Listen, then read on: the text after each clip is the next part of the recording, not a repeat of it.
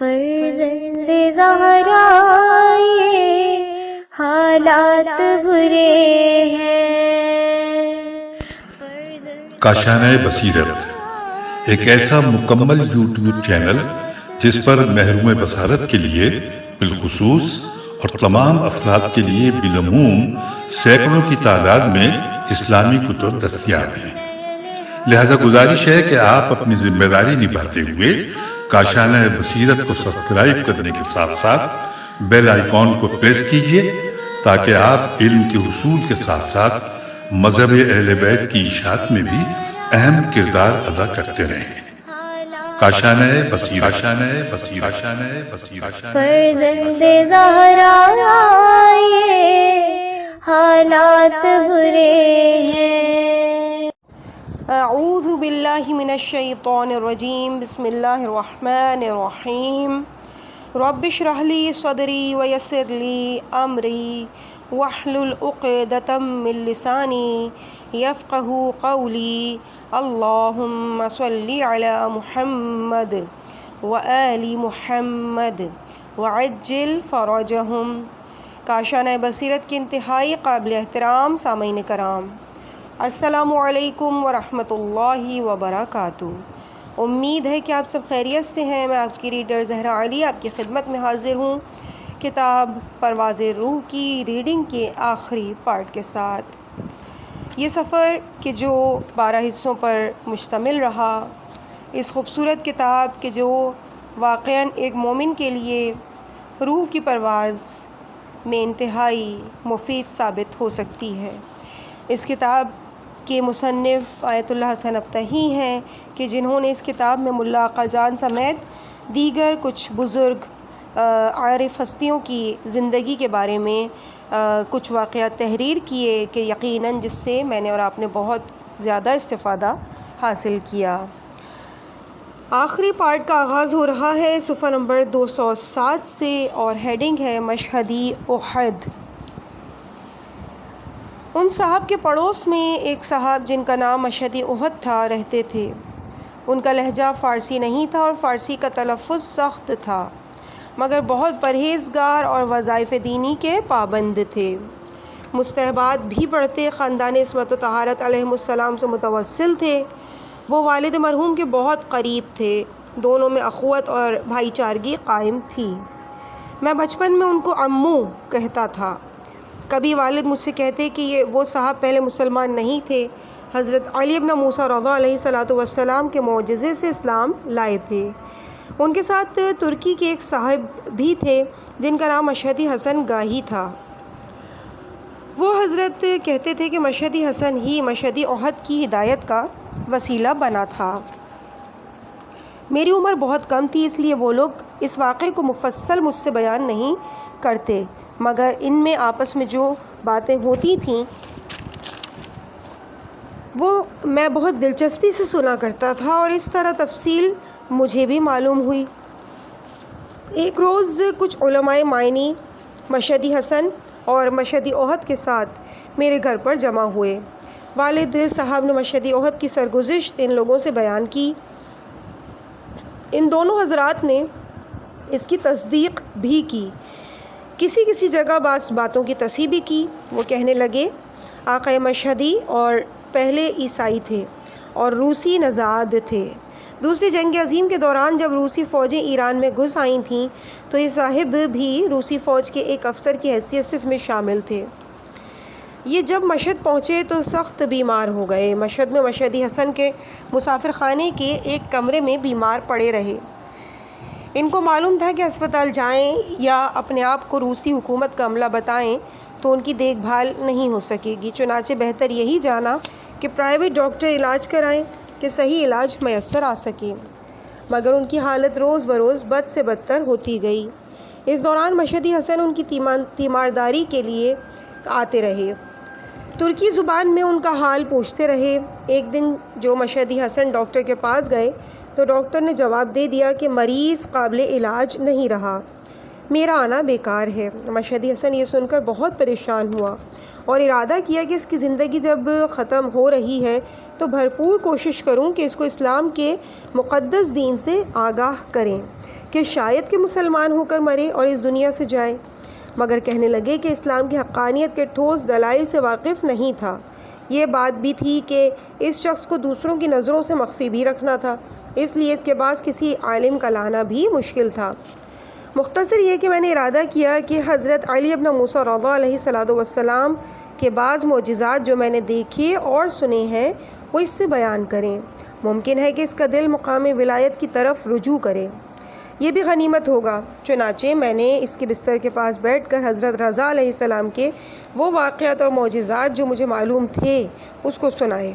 پھر میں نے کہا کہ بے شک جناب دنیا میں نہیں مگر زندہ ہیں اور تمہارا علاج بھی کر سکتے ہیں۔ اس کی آنکھ سے آنسو بہہ رہا تھا، کہنے لگا کہ میں مسلمان نہیں ہوں، لوگ مجھے حرم نہیں جانے دیں گے۔ میں نے جواب دیا کہ اگر تم یہاں سے بھی متوسل ہوگے تو تم کو جواب ضرور دیں گے۔ وہ بولا تو کچھ نہیں، مگر اس کی حالت متغیر تھی، آنکھوں سے آنسو جاری تھے اور ممکن ہے کہ وطن سے دور موت کے خیال نے اس کو افسردہ کیا ہوا ہو۔ رات ہوئی تو میں اپنے کمرے میں چلا گیا، وہ بھی سو گیا، مگر میں بار بار اس کے کمرے میں دیکھنے کے لیے آتا تھا کہ کہیں وہ مر جائے اور مرتے وقت اس کے سرہانے کوئی نہ ہو۔ فجر کی اذان سے 1-2 گھنٹے پہلے مجھے گہری نیند آ گئی۔ کوئی میرے دروازے پر زور زور سے دستک دے رہا تھا۔ میں اٹھ بیٹھا اور کمرے کا دروازہ کھولا تو دیکھا کہ وہ مریض آدمی کھڑا ہوا ہے جو کچھ دیر پہلے کروٹ بھی نہیں لے سکتا تھا۔ وہ چیخ چیخ کے کہہ رہا تھا کہ چلو میرے ساتھ چلو کہ اس طبیب کا، ان امام کا میں شکریہ ادا کروں، انہوں نے مجھے اچھا کر دیا۔ میں نے پوچھا کہ علاج کیسے کر دیا؟ کہنے لگا کہ خواب میں نے دیکھا کہ حضرت علی ابن موسیٰ رضی اللہ علیہ السلام کے حرم میں داخل ہوا۔ سید بزرگوار زری سے باہر آئے اور مجھ سے سختی سے کہا کہ یہاں کیوں آئے ہو؟ میں نے کہا ڈاکٹر صاحب میں مریض ہوں اس لیے آیا ہوں۔ انہوں نے دوبارہ کہا میں پوچھ رہا ہوں کہ یہاں کیوں آئے ہو؟ میں نے بھی دوبارہ کہا کہ میں مریض ہوں ڈاکٹر صاحب، آیا ہوں کہ آپ میرا علاج کر دیں۔ فرمایا کہ میں تمہارا علاج کرتا ہوں مگر میرے فرزند حسین کے پاس جاؤ اور اسلام لے آؤ۔ میں نے کہا بہت اچھا حضور۔ جناب 2 سبز شال باہر لائے، ایک میرے داہنی طرف دوسری میری بائیں طرف باندھ دی اور میں نیند سے بیدار ہو گیا اور دیکھا کہ مرض بالکل غائب ہو چکا تھا۔ لطف کی بات یہ تھی کہ میں نے اس عمارت اور حرم کی دوسری خصوصیات دریافت کیں تو اس نے کم و بیش سب صحیح بتا دیا، حالانکہ وہ آج تک کسی بھی صورت میں حرم میں داخل نہیں ہوا تھا۔ صبح ہوئی تو وہ اصرار کرتا رہا کہ حضرت علی ابن موسیٰ رضی اللہ علیہ السلام کے حکم کے موجب کہ جو فرمایا تھا کہ میرے فرزند حسین کے پاس جاؤ اور اسلام لاؤ، ہم لوگ مرحوم آیت اللہ العظمیٰ آقا حاج آقا حسین قمی کے پاس جو اس زمانے میں مشہد میں تھے چلیں تاکہ وہ مشرف بدین مقدس اسلام ہو۔ میں اس کو ان کی خدمت میں لے کر حاضر ہوا اور پورا واقعہ آیت اللہ قمی سے بیان کیا۔ سن کر وہ گریہ کرنے لگے اور تشریفات تشرف کے بعد اس کو مقدس دین اسلام کی طرف دعوت دی۔ وہ دین اسلام سے مشرف ہوا، اس کا نام انہوں نے مشہدی احد رکھا۔ مشہد کے سارے دیندار لوگ اس کو پہچانتے تھے کہ وہ پہلا آدمی تھا کہ جب صبح حرم کا دروازہ کھلتا تو حرم میں داخل ہوتا اور اول آفتاب تک دعا، نماز اور زیارات میں مشغول رہتا۔ آخری عمر تک اس کا یہی معمول تھا رحمۃ اللہ علیہ۔ مشہدی احد جب بھی مجھ سے ملتا کہتا کہ فلاں بات کی کوشش کرو تاکہ حضرت بقیت اللہ ارواحنا فدا کی زیارت سے مشرف ہو سکو، اس طور اعلیٰ ترین فیض اور سعادت حاصل کرو گے۔ والد کہا کرتے تھے کہ وہ خود اس سعادت کا حامل تھا اور یقینی بات ہے اولیاء اللہ میں سے ایک شمار ہوگا۔ کہا کرتے تھے کہ وہ کبھی کبھی مجھ سے کہتا تھا کہ اس خواب کی ساری تعبیریں واضح ہو گئیں، حضرت نے جو 2 سبز شالیں مجھے دی تھیں صرف اس کی تعبیر سمجھ میں نہیں آئی۔ ایک روز خود ہی کہنے لگا کہ سادات میں سے 2 بھائی نے جو حضرت علی ابن موسیٰ رضی اللہ علیہ السلام کے خدام میں سے بھی ہیں، اپنی 2 لڑکیوں کے لیے مجھ سے کہا تھا، میرا خیال ہے کہ ان 2 سبز شالوں کی تعبیر یہی ہے۔ والد مرحوم ان لوگوں میں سے تھے جو غالباً کئی بار حضرت بقیت اللہ کی خدمت میں حاضر ہو چکے تھے۔ اولین بار وہ 16 سال کے تھے کہ جس کا ذکر میں نے صفحہ نمبر 59 کتاب پرواز روح پر اور ملاقات با امام زمانہ میں بھی کیا ہے۔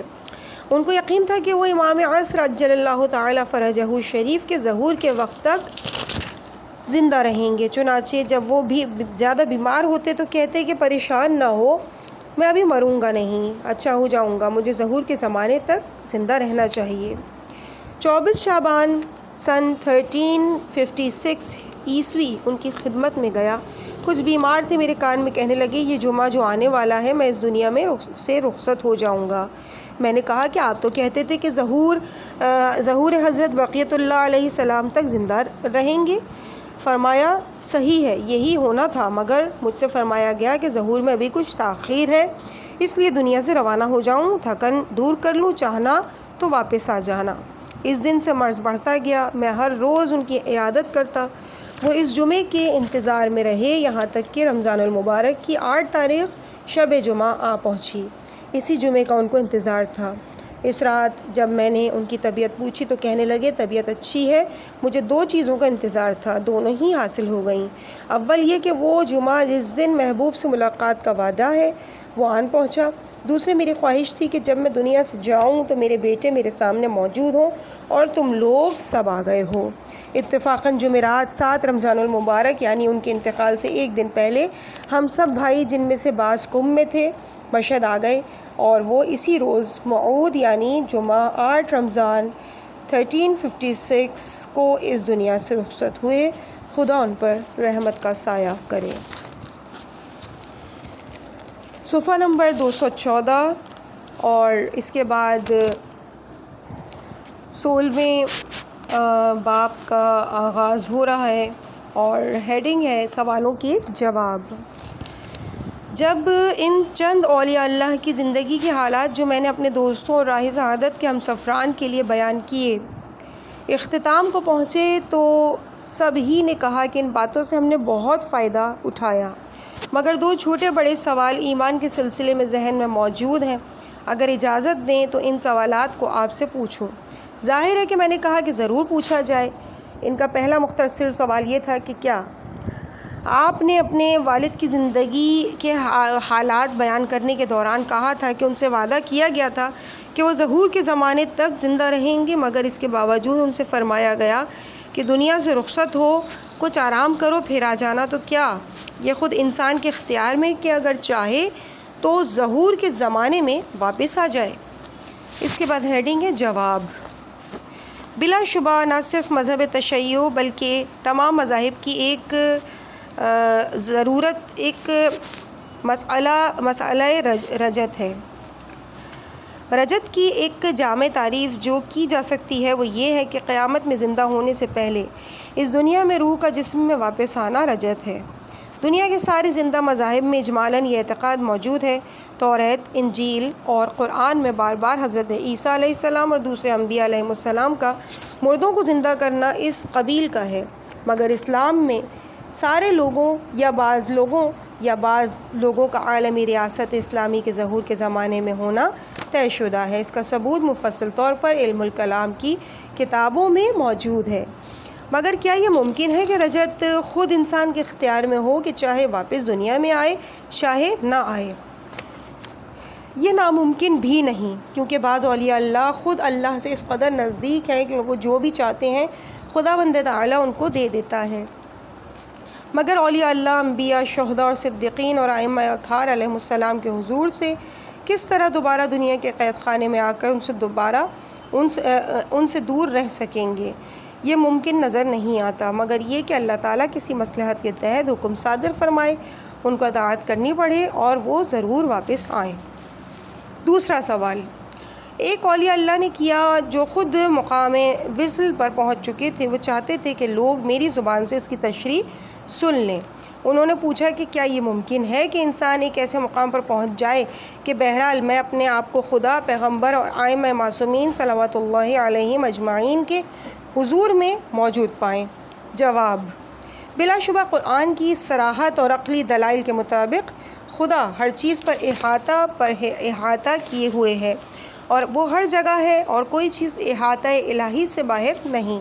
وہ ہمیشہ سے ہے اور ہمیشہ رہے گا، وہ کسی حدود کا پابند نہیں، وہ موجودات کا خالق ہے جو خود حدود کے پابند ہیں۔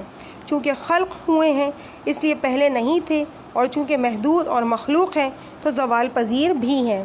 چنانچہ یہ مخلوقات محدود اور محدود تر ہیں، ان میں سے بعض صرف مخلوق ہونے کے یعنی پہلے نہیں تھے اور پھر ہو گئے، اور بندہ ہونے یعنی ذات اقدس حق کے تکوینی اور تشریعی فرمان کے تحت ہیں۔ ان میں سے بعض 100% محدود بلکہ اکثر مخلوقات کا احاطے کے تحت میں ہیں۔ اس لیے اگر ہم ان کے معتقد ہوں کہ بعض مخلوقات محدودہ ما سوائے اللہ پر احاطہ رکھتے ہیں اور ہر جگہ حاضر ہیں اور ذات اقدس حق کے علاوہ ہر چیز پر احاطہ علمی رکھتے ہیں، تو اس صورت میں ہم نے نہ کفر کی کوئی بات کی اور نہ ہم مشرک ہو گئے۔ صاف الفاظ میں ہم اگر یہ کہیں کہ ٹھیک اس طرح جیسے کہ خدا اپنی مخلوقات پر احاطہ علمی رکھتا ہے، ان کی باتیں سنتا ہے، کسی بھی کرے پر چھوٹے سے چھوٹے جاندار کے ارادہ قلبی کو جانتا ہے، اس سے کوئی بات مخفی نہیں۔ پیغمبر اسلام صلی اللہ علیہ وآلہ وسلم اور آپ علیہ السلام کے اوصیاء بھی ان باتوں کی اطلاع رکھتے ہیں اور ان سے بھی کوئی بات چھپی نہیں ہے۔ نہ صرف یہ کہ اس طرح ہم نے کفر کی بات نہیں کی بلکہ اسلام کی ایک حقیقی اور طے شدہ ضرورت اور اعتقاد کو پیش کیا ہے۔ یہ نہ کہیں تو پھر خدا کے لیے کیا باقی رہ گیا؟ یہ جملہ کفر کا جملہ ہے کہ ہم کہیں کہ لامحدود خدا صرف اپنی محدود مخلوق پر احاطہ رکھتا ہے، مگر پیغمبر صلی اللہ علیہ وآلہ وسلم اور ان کے اوصیاء کے بارے میں ہم کہہ سکتے ہیں کہ وہ صرف مخلوقات خدا پر احاطہ علمی صرف اسی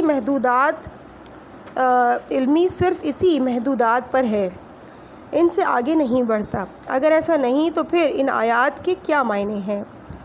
نمبر 1، وَكُلُّ شَيْءٍ أَحْصَيْنَاهُ فِي إِمَامٍ مُبِينٍ، ہر چیز کا علم امام مبین کے وجود میں قرار دیا ہے۔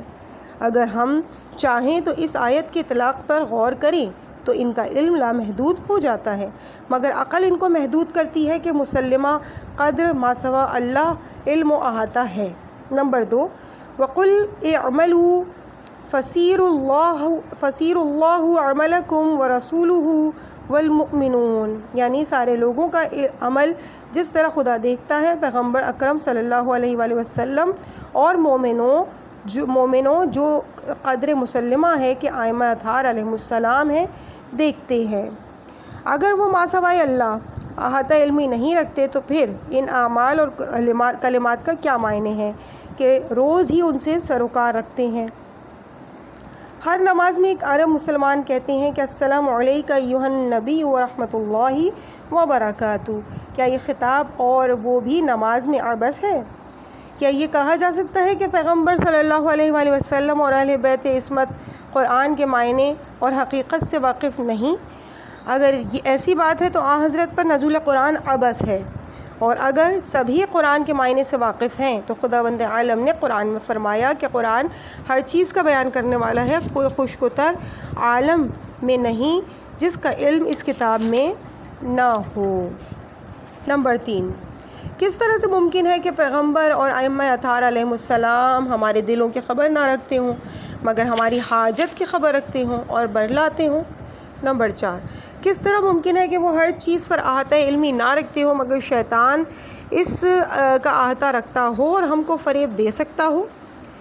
20 اس قبیل کی دلیلیں عقلی بھی اور قرآن اور احادیث سے بھی موجود ہیں۔ اگر کوئی اس پر غور کرے مگر اس حقیقت کا منکر ہو جائے تو وہ کافر ہے۔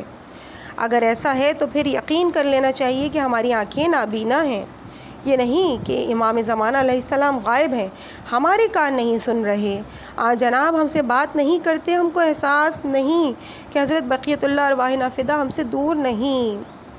گفتم بکام وصلت خواہم رسید روزی، گفتہ کہ نیک بن کر شاید رسید باشی۔ ہم سب یہاں تک کہ بعض علماء کو بھی ہم نے دیکھا ہے کہ ہمیشہ حضرت بقیت اللہ علیہ السلام کے وصل اور لقاء کی فکر میں رہتے ہیں مگر بود جسمانی میں زیارت پڑھتے ہیں، جناب سے حاجت طلب کرتے ہیں اور اس بات کے معتقد ہیں کہ انہوں نے سن لیا اور ان کی حاجت پوری کی، مگر پھر بھی کہتے ہیں کہ ہم ابھی تک ان کی خدمت میں مشرف نہیں ہوئے۔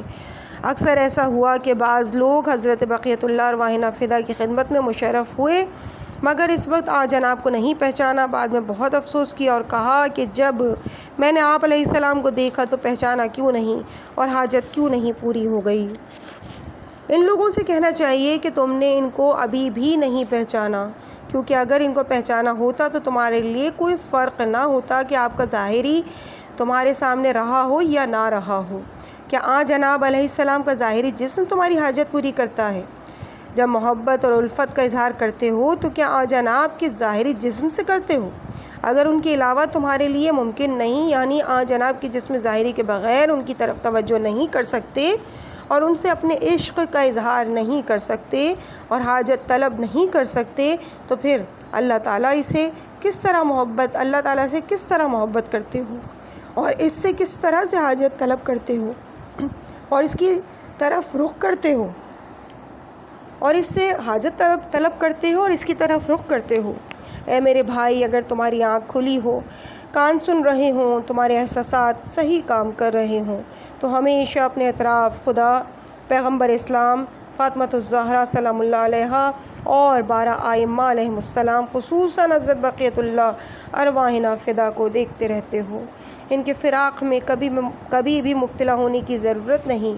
وہ ایک لمحہ فراق کے بغیر وصل مطلق حاصل ہے اور ایک لمحہ فراق کے بغیر وصل مطلق حاصل ہے۔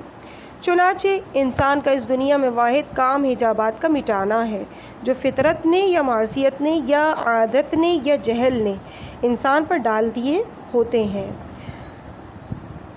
کہ تو خود حجاب خودی حافظ از میان برخیز۔ آج بھی مجھے یاد ہے کہ جوانی کے ایام میں سید ابن طاؤس کی کتاب میں وہ جملہ پڑھتے تھے جو انہوں نے اپنے بیٹے سے کہا تھا کہ جب تم حضرت بقیت اللہ سے مناجات کرنا چاہو تو چونکہ تم بھی فرزند پیغمبر ہو ان کو رحم کی قسم دینا۔ حضرت رضا علیہ السلام کے حرم میں حضرت ولی العصر علیہ السلام سے خطاب میں نے کہا کہ آقا، ہم آپ کے ساتھ رحم میں کیوں صلہ رحم نہیں کرتے اور ہماری خبر نہیں لیتے؟ رویا بہت تھا، سر سجدے میں رکھ دیا، بظاہر سو گیا۔ دیکھا کہ حضرت حجت ابن الحسن ارواحنا فدا عجیب التفات سے فرما رہے ہیں کہ ہم تو ہمیشہ تمہاری طرف متوجہ رہتے ہیں، تم نے بھی چاہا تم کو دیا، تم نے قطع رحم کیا ہوا ہے اور ہم کو بہت کم یاد کرتے ہو۔ آخر میں دعا ہے کہ یہ کتاب بعض سالکین راہ خدا کی فکری رہنمائی کر سکے، آمین ثم آمین۔ اب اس کے بعد باب ہفدہم یعنی 17 باب کا آغاز ہو رہا ہے اور ہیڈنگ ہے تمت بالخیر، صفحہ ہے 221۔ اس کتاب کے پہلے ایڈیشن کی اشاعت کے لیے میں قم میں تھا، اس لیے سنا کہ مرحوم حاج ملا آقا جان کی تحریریں جناب حجت الاسلام والمسلمین آقا حاج شیخ حسن مصطفوی کے پاس ہیں۔ ارادہ کیا کہ ان بزرگ کی صحبت سے بھی اس سلسلے میں استفادہ کروں گا۔ چنانچہ جب کتاب کی اشاعت کا ان سے ذکر کیا تو وہ بہت خوش ہوئے اور فرمایا کہ میں سالوں مرحوم ملا آقا جان کے ساتھ رہا اور ان کی کرامات کا مشاہدہ کیا، مگر میری نظر میں ان کی سب سے بڑی کرامت وہ ان کی اپنے نفس کی مخالفت تھی اور وہ ریاضت تھی جو ان کی زندگی پر محیط تھی۔ ان کے پاس کبھی بھی 24 گھنٹے سے زیادہ کا اندوختہ نہیں رہتا تھا۔ وہ نہیں چاہتے تھے کہ کوئی ان کو پہچانے، غیر معمولی شہرت سے بھاگتے تھے، یہاں تک کہ جو لوگ ان کو جانتے بھی تھے ان کے خیالات ان کے لیے متضاد ہوتے تھے۔ مجھے یاد ہے کہ ایک مرتبہ تہران میں زنجان کے ایک بزرگ عالم دین سے ملاقات ہوئی۔ ان عالم کے بہت سے لوگ تقلید بھی کرتے تھے اور وہ غیر معمولی طور پر امور معنوی سے وابستگی رکھتے تھے۔ انہوں نے مجھ سے پوچھا کہ تم کسی ایسے اہل معانی کو جانتے ہو جو ارتقاء کی منزلیں بھی طے کر چکا ہو؟ میں نے کہا کہ آپ نے زنجان میں آقا حاج ملا آقا جان ہیں کہ ان کے جیسا کوئی کامل ہم نے آج تک نہیں دیکھا۔ وہ عالم بزرگ بہت دیر تک سوچ میں پڑے رہے، پھر سر اٹھائے اور کہنے لگے 30 سال لگے، 30 سال سے ہم ان کو جانتے ہیں مگر ابھی تک نہیں سمجھ سکا کہ وہ کیا ہیں اور کس حد تک کمال کے مراحل طے کر چکے ہیں۔ ابھی جو آپ نے ذکر کیا تو مجھے احساس ہوا۔ انہوں نے کچھ واقعات سنائے جو حاج ملا آقا جان کے کمالات بیان کرتے ہیں، ان میں سے بعض اس کتاب میں درج کیے ہیں۔ پھر میں نے دریافت کیا کہ سنا ہے کہ آپ نے مرحوم حاج ملا آقا جان کی کچھ تحریریں جمع کی ہیں، کیا آپ ان کو شائع کرانا چاہتے ہیں؟ فرمایا کہ ہاں، وہ چیزیں جو قابل اشاعت ہوں گی ان کے اشعار بھی ہیں، مگر ان صاحب نے توحید اور ولایت کے بارے میں لکھی ہیں، وہ عام فہم باتیں نہیں ہیں، وہ عام لوگ ادراک نہیں کر پائیں گے، چنانچہ وہ نہیں چھپواؤں گا، مگر ان کے اشعار جو خصوصاً ترکی زبان میں ہیں اس پائے کے ہیں کہ اس زبان میں ایسے میں نے بہت کم شعر دیکھے ہیں۔ چنانچہ آقا مصطفی نے بکمال شفقت ان کے اشعار کا مجموعہ مائے اپنے مقدمے کی مجھے عنایت فرمایا، ان میں سے کچھ اشعار یہاں شائع کیے جا رہے ہیں۔ ترکی، فارسی اور عربی زبان میں حاج ملا آقا جان کے اشعار، ان اشعار کا مقدمہ حضرت حجت الاسلام آقا شیخ حسن مصطفی نے تحریر فرمایا تھا اور مجھے دیا تھا۔ اس میں جو کچھ لکھا تھا اس سے میری باتوں کی تائید ہوتی ہے، یہاں وہ مقدمہ منوعاً پیش کیا جاتا ہے۔ اس کے بعد اگلے صفحے پہ آ جاتے ہیں اور صفحہ نمبر ہے 224، بسم اللہ الرحمن الرحیم، اور ہیڈنگ ہے مقدمہ اشعار۔ مرحوم و مغفور رضوان جائے گئے عالم، عامل و عارف کامل صاحب نفس، قدسی و زاہد ربانی، حاجی ملا آقا جان زنجانی، تاب تراہ جعل الجنتا، ایک مظہر و معرفت تھے، انہوں نے ایک عمر راہ حق میں مجاہدہ نفس اور ہوا سے مبارزہ عبادت میں اخلاص کامل، اطاعت اور ارادت اور خالص محبت اور خصوصی تعلق حضرات معصومین سلام اللہ علیہم اجمعین سے رکھا اور اس طور دنیا سے سدھار گئے۔ مرحوم حاج ملا آقا جان نے بے انتہا سادہ اور آزاد زندگی بسر کی۔ وہ عنوان شخصیت، اسم و رسم اور ظاہر اور عیش اور مادیات اور ایسے دیگر قیود کے پابند نہیں رہے، اپنی ظاہری زندگی اور مختصر معاش منبر کے ذریعے حاصل کرتے تھے۔ مرحوم جذبے اور تقریر اور خطاب کے لحاظ سے زنجان کے لوگوں میں بہت قریب تھے اور وہاں لوگ مجالس میں بہت دعوت دیتے تھے، مگر ان کی رجانی مقامات اور باطنی حالات اور ان کے اعمال سے مطلع نہیں تھے۔ بس وہ اتنا جانتے تھے کہ مرحوم بہت اچھی مجلس پڑھتے تھے اور اس سے حضرات معصومین علیہم السلام کے لیے بے انتہا محبت ٹپکتی ہے۔ بعض اوقات اس زمن میں عام ڈگر سے ہٹ کر ان کے منہ سے باتیں نکل جاتی تھیں یا کوئی فعل سرزد ہو جاتا تھا، ایسے موقع پر خود مرحوم ان باتوں کو ڈھانک دینے کے لیے کہا کرتے تھے کہ میں تو مجنون ہوں۔ یہی وجہ ہے کہ لوگ بھی ان کو مجنون کبھی کبھی پکارتے۔ مرحوم حاج ملا آقا جان فہم حدیث و تفسیر، کشف حقائق آیات قرآن مجید، مقامات سیر و سلوک کی توضیح اور حقائق و معارف الہی کے بیان کا خصوصی ذوق اور اس زمن میں خاص استطاعت اور صلاحیت رکھتے تھے۔ مرحوم کو یقین تھا کہ صحیح سیر و سلوک خود اپنی جگہ احکامات دینی اور آداب شرعی پر عمل کرنے سے مؤثر ہے، اس لیے کہ حضرات معصومین علیہم السلام کی ہدایات اور دستگیری سے توسل و تمسک اور خداوند عالم سے اخلاص اور خاص توجہ اس عمل کو ممکن بنا دیتی ہے۔ وہ قطعی طور سے تصوف کے سارے سلسلوں، سارے ارشادات، قطبیت اور مدعیوں اور ان سارے افراد جو ان مدعیوں کے ہاتھ پر اپنا دست ارادتہ رکھتے ہیں اور ان سلسلے میں جو بھی آداب و رسوم رائج ہیں، ان سب کے سخت مخالف تھے۔ مرحوم حاج ملا آقا جان کی خواہش تھی کہ وہ اپنی زندگی کے حالات پر ایک کتاب تشکیل دیں، مگر افسوس کہ وہ چند ہی صفحات لکھ سکے۔ چونکہ وہ ظاہری اور معنوی خصوصیات کے نقطۂ نگاہ سے اہمیت کے حامل تھے، اس لیے ان صفحات میں سے ایک اقتباس پیش کیا جاتا ہے۔ خطبے کے بعد لکھتے ہیں کہ یہ احقار قل الحاج محمود محسن زنجانی بعتیق اور قبلاً صحبائی مجنون کے نام سے مشہور تھا۔ بہت دنوں سے یہ خواہش رکھتا تھا کہ مختصراً کچھ اپنے حالات لکھے۔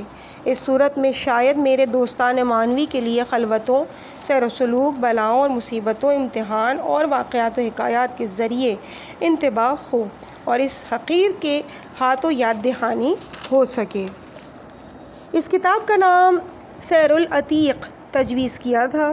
انتساب اپنے والد کے نام اور پہلے باب میں تحصیل علم کا ذکر، دوسرے میں سیر مذاہب و محاورات، تیسرے باب میں اس بندے کا غرقاب اور ارشاد و استراق سے سامن الائمہ علیہم السلام کا ہاتھ تھام لینا، چوتھے باب میں والد کے انتقال کے بعد قحط اور تنگی، پانچویں باب میں کربلا کا سفر اور جنون کا آغاز، چھٹے باب میں جنون کی کیفیت اور اس کی شہرت اور ذکر حسین علیہ السلام، ساتویں باب میں 2 سال تک اتباعت کا سفر، آٹھویں باب میں جذبہ اور بکاؤ کا ذکر، 11ویں باب میں ترقیات کے عالم اور کشف حجاب، 12ویں باب میں وصل اور وصال، 13ویں باب میں سچے خواب اور بشارتیں، 14ویں باب میں مکاشفات اور آخر میں رسوخ اور